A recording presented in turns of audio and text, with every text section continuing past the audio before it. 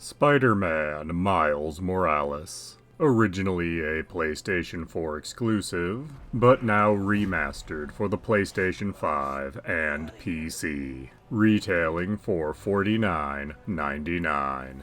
Spider-Man Miles Morales is a follow-up to the 2018 game Spider-Man, but this time around, instead of playing as Peter Parker, you play as Miles Morales, hence the name of the game.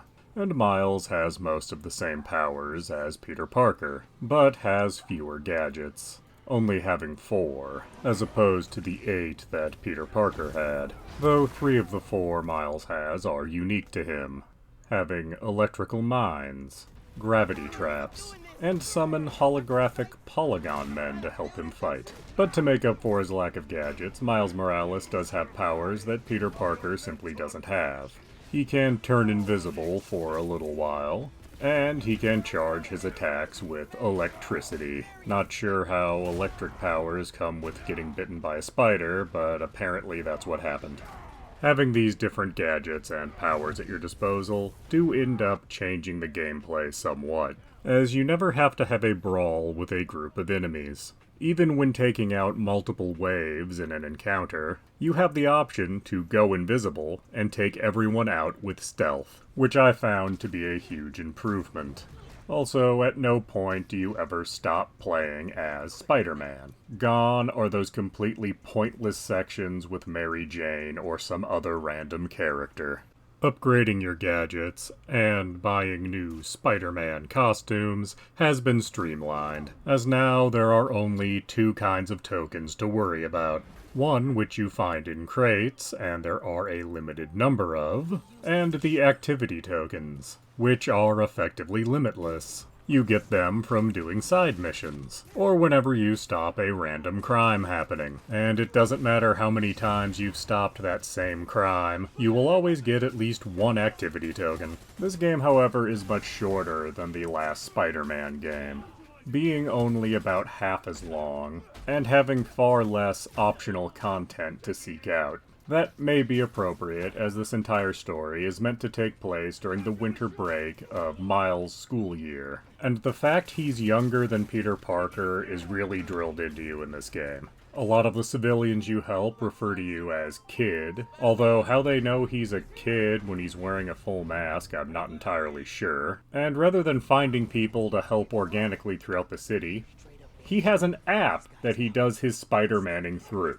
Because nothing screams youth like an app on your phone. But things are, in general, a lot smaller this time. You don't have an episodic feel with multiple stories. You are dealing with a group of terrorists called the Underground, and a huge corporation called Roxxon. They are at odds with one another, and it's affecting the city. And of course, the 2 new characters that are introduced in this game turn out to be the leaders of these 2 organizations, and the de facto bad guys of this whole game. Had they introduced more new characters, this might have come as a surprise, but as is, it's pretty obvious. You also don't have nearly as many classic Spider-Man characters showing up. Where in the last game you dealt with a version of the Sinister Six, here we only get the Rhino and the Prowler showing up. And if you're familiar with the Miles Morales story, you probably predicted the Prowler showing up. It really feels as if this entire game would have been an expansion pack a few years earlier, as this game recycles a ton of assets from the first Spider-Man game. And some of that is of course to be expected, as both characters are New York-based. And as this game is supposed to take place shortly after the first game, it's not like the entirety of New York can look completely different. The random crimes that occur throughout the city are mostly recycled from Spider-Man. Also recycled are most of Spider-Man's animations. Amazingly, Miles moves exactly the same as Peter, which yes, Peter has clearly been training him, so there would be some similarities. I just don't think things would be a exact match the way they are.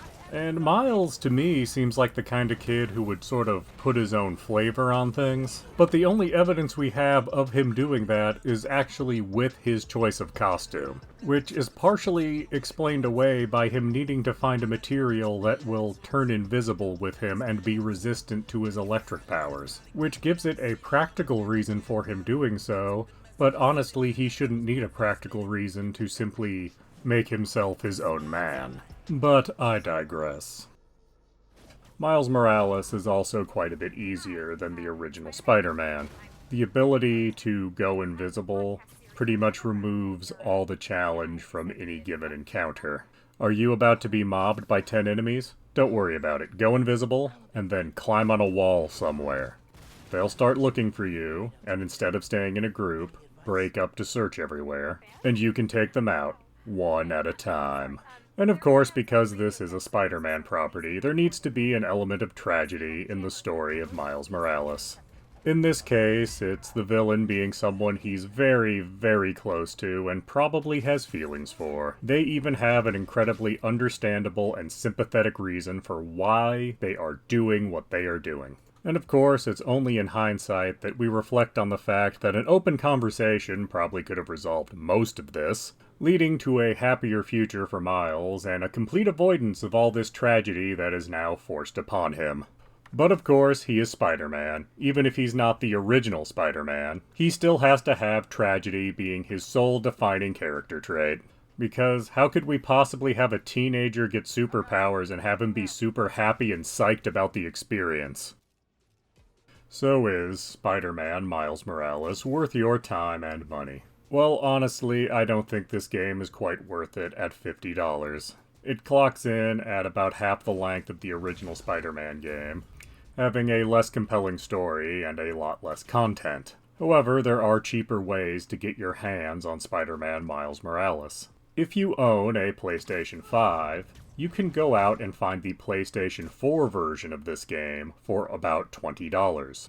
And when you put that PlayStation 4 disc into your PlayStation 5, it gives you the option to download the PlayStation 5 version for free.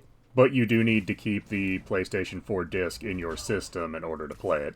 It is worth noting that the PlayStation 5 version of Miles Morales comes with the remastered version of the 2018 Spider-Man game. And getting both Spider-Man games for $50 is actually a pretty good deal. As for playing this on the PC, I would wait for a Steam sale if you're interested in going that route. And it is fully playable on a Steam Deck. And honestly, having a game like this on a handheld might actually improve it some, as you don't tend to play handhelds for hours on end, and will instead break up this fairly short game into several gaming sessions. I still wouldn't pay $50 for that experience, but it is worth pointing out if you happen to have a Steam Deck.